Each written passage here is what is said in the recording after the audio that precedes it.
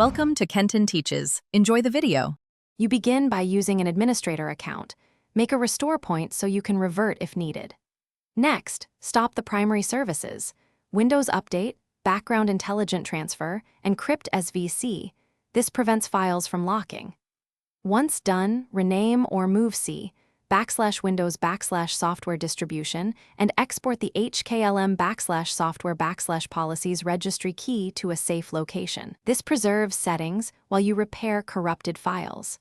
Make sure to keep a note of modified items so you can now you repair the image and system files by running dism/online/cleanupimage/restore health, followed by sfc/scano to fix protected files.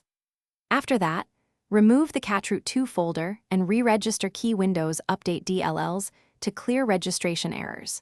Then reset bits and Windows Update service components and recreate the software distribution folder so updates can be downloaded fresh. Make sure to verify NTFS permissions on the new folder so the services can write data. Incorrect permissions block downloads. After repairs, restart the stopped services and reboot the PC to apply changes.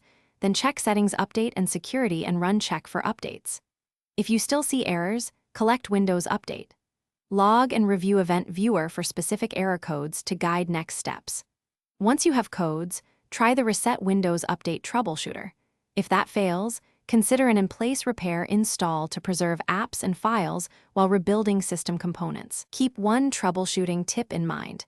Major failures often resolve after an in-place repair. Thanks for watching. Please subscribe if this video was helpful.